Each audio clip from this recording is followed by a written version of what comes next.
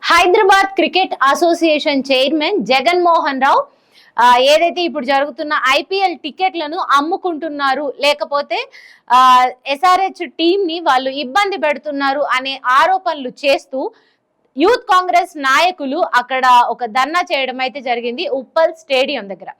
అయితే అక్కడ ఆయన దిష్టి బొమ్మను కూడా వాళ్ళు దగ్ధం చేశారు. అండ్ పోలీసులకు వాళ్ళు ఒక రిటర్న్ కంప్లైంట్ ఇచ్చారు. దాని మీద న్యాయ విచారణ జరపాలి అని కూడా వాళ్ళు కోరుకున్నారు. అండ్ వాళ్ళని పోలీసులు అరెస్ట్ చేశారు. అయితే ఈ మొత్తం వ్యవహారం మీద కొన్ని వీడియోస్ ఉన్నాయి, అవి నేను మీకు చూపిస్తాను. తర్వాత ఒకసారి మనం దీని గురించి మాట్లాడుకుందాం.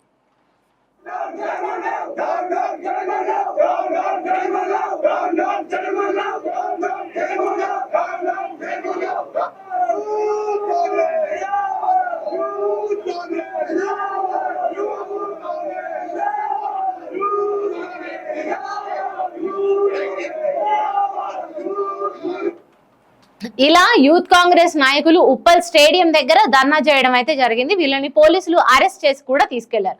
మొత్తం ఈ విషయం మీద వెనకాల ఇంకొక కోణం ఉంది, అదేంటో నేను మీకు చెప్తానేనండి.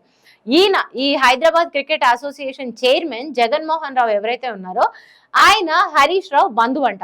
అంతేకాదు బినామీ అట, ఇది బయట నుంచి కొంచెం వచ్చిన ఇన్ఫర్మేషన్.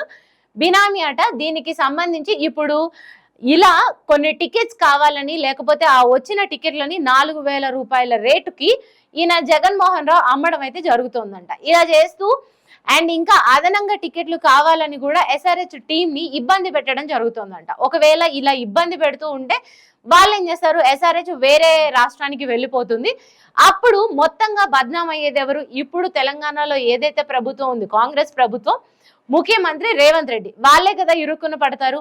అలా చేసి కాంగ్రెస్ ని బద్నాం చేయాలనుకుంటోందంట. అందుకని ఈ జగన్మోహన్ రావు ఇలా పావులు కదుపుతూ ఎస్ఆర్హెచ్ టీమ్ ని ఇబ్బంది పెట్టాలని అయితే చూస్తున్నారంట. అంతేకాదు ఒక్కొక్క టికెట్ ని అంటే ఐపీఎల్ ఒక్కొక్క టికెట్ ని 4,000 రూపాయలకి అమ్ముకోవడం అంటే అది ఎలాంటి విషయమో కూడా మీరే అర్థం చేసుకోండి.